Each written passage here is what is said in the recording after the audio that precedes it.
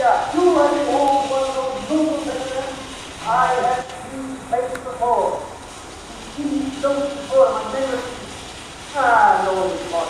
Let me let it done.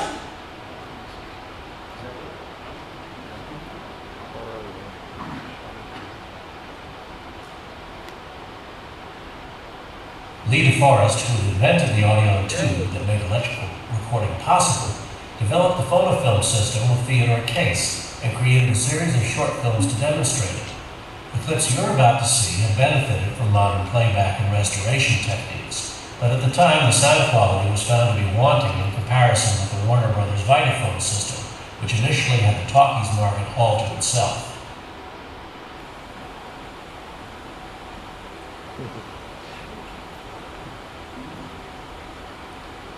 Well, I think I'll sing again now. Go ahead. Mr. Olson, again, will you play through something clearly?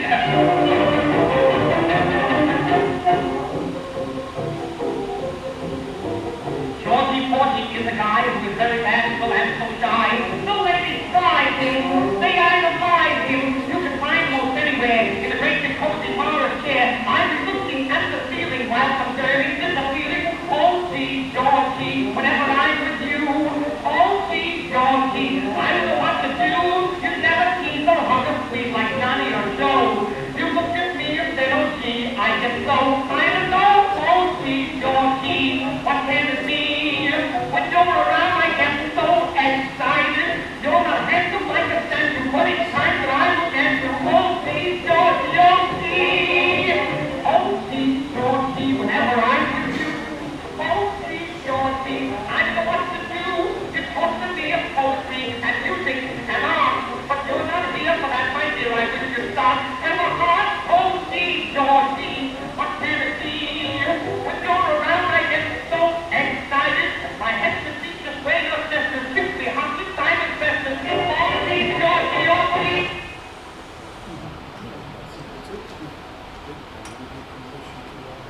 All right, well, let's give Matthew Barton a round of applause.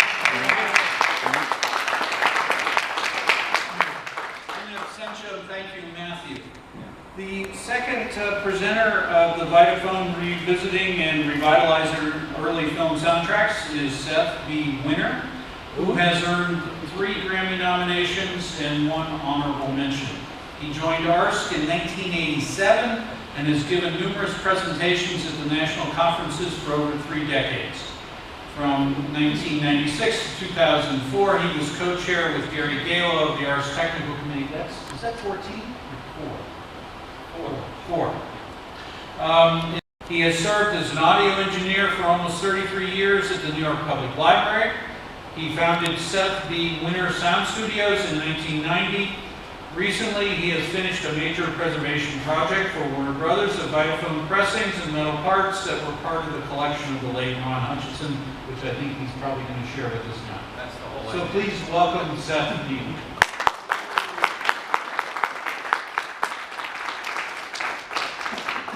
Thank you, Brad. I have to start off with a thank you to my friend Dylan Nuts, to Curtis Peoples, and the engineer in the back. I don't know his name, but thank you. That's Ben. Hey, Ben! Hey, Ben! We got to thank our fellow engineers. They're never thanked for anything. They're always in the background making sure everything's working. As you can see, this is in memoriam to Ron Hutchinson, who had started the Vitaphone project in 1991 trying to restore all these shorts. And he died quite suddenly at the beginning of 19. And at the time, I had already done some work from some of his discs. In 2002, I transferred the soundtrack to Y.B. Good, which they restored and released about 2004. And it was from those transfers, Ron had gotten in contact with the people at Warner Brothers and said, oh, we need Seth to do the transfers. He said to me at the premiere, he said, those transfers you sent over were the best they had ever got, but they had to do very little digital manipulation to restore them, to restore the film. I want to also acknowledge the tip of the hat to Craig Johnson and Steve and Anastasi, who's now retired, of the Warner Brothers Discovery Global Media Archives, who made Ron's dream a reality. They found the money to buy the collection from Joe Lauro, who had purchased it from Ron's estate. And through his way of doing things and being able to find money, I was able to get a couple of movers to go out into the Hamptons, where it was stored in a barn, and bring it back to my studio to start working on it. And here's the beginnings of what it looked like when it came into the studio. Now keep in mind, those boxes that are like kind of crinkling on the bottom over there, each of those held approximately somewhere around 40 to 50 discs, each of them weighing approximately 2 pounds. As you can see why that weight is hitting it.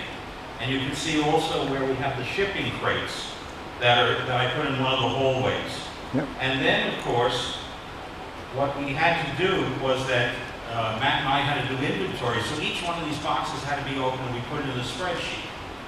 And then it came time to start dubbing material. Well, you start running into a problem of that you're looking for a movie and there are 12 discs to it, and all 12 discs are scattered among all of these 10 or 20 boxes.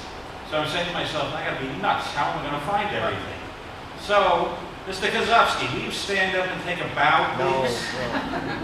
Bob Kozovsky, once again. To the left, you're seeing part of my drying rack. What we did is we opened up each box and staged the discs into that, which then went into the shelving I had made for a bunch of lacquers of Tuscanini material. And that's how we were able to do it. You know, it's by company, movies, what studio it was, and then got them into numerical order by matrix, so I could do it in a proper order. Here is one of the heaviest examples.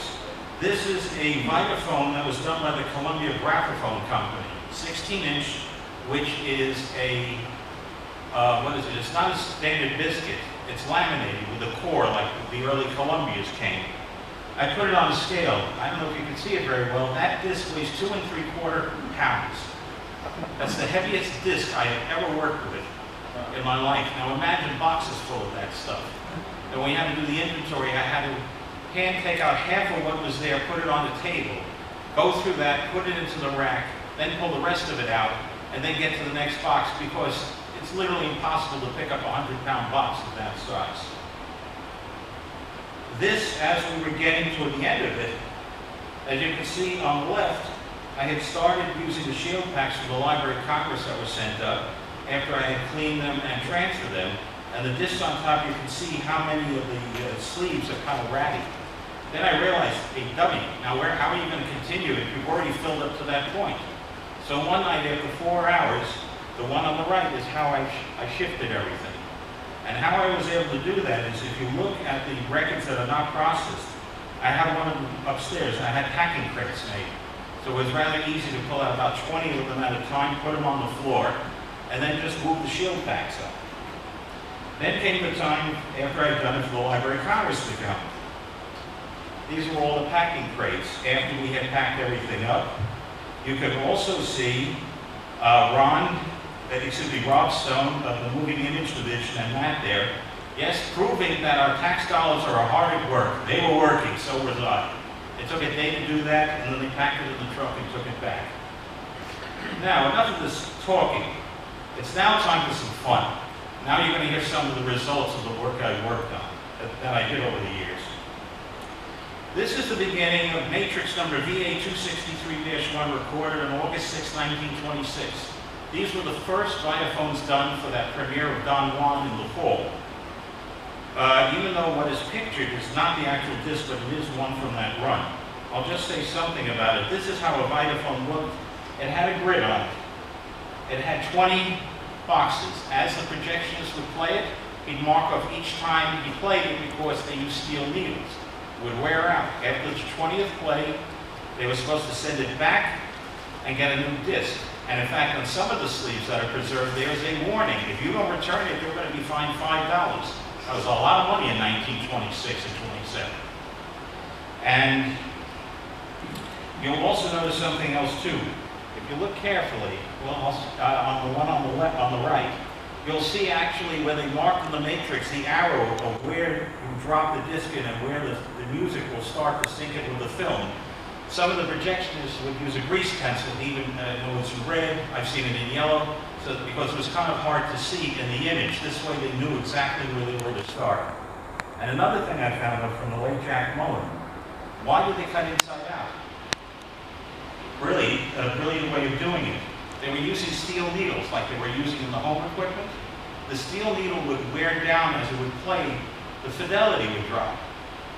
By starting it on the inside and then letting it play to the outside as the needle wore out, the frequency response stayed consistent from inside to out, so that when they went to the next disc, there was no change in sound when they changed reels. Okay, now let's see if I know what I'm doing here. Whoops. I take great pleasure, ladies and gentlemen, this evening in introducing... No. Yeah. What's going on here? All right, let me get it back. There is no. Okay. I take great pleasure... Why? What am I doing wrong? Get up here. This one. What do I do? I gotta play this. There we go. Right.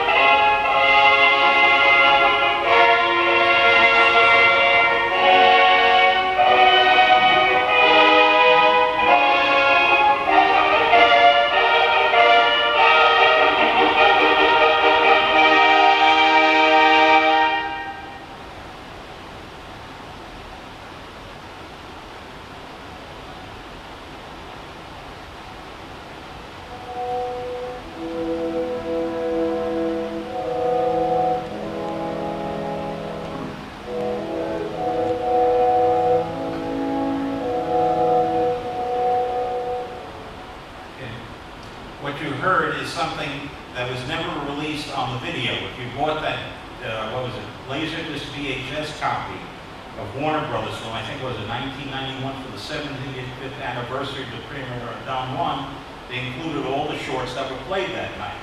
They played so many, by the time they got to Don Juan, nobody wanted to see anything, and Don Juan was only synchronized sound and sound effects and sound. And here they were watching these full videos with sound, and they say, what's the big deal? What you heard there is the brass fanfare that started that video, which was never included in the published version. And because of the air conditioning, you couldn't hear it. Hadley hits his baton about 3 times. It's very, very slight, but it's there, and I've tightened up that pause. So you heard something that nobody has ever heard before, unless you were there almost 97 years ago. And of course, Matt says, you gotta play something unprocessed and processed. All right, here's one. The Biltmore Trio, I think it's from about 27 to 28. I can't find a date on it. This is what it sounds like unprocessed, but some to mono, so you don't have to hear the stereo noise all over the place. And one spot you'll hear it click into what I did fully processing it, that Warner Brothers wanted me to do, that they're going to sync with the film whenever they decide to put it out. I take great pleasure, ladies and gentlemen, this evening in introducing to you the famed Biltmore Trio, who will start playing together and will finish playing all alone.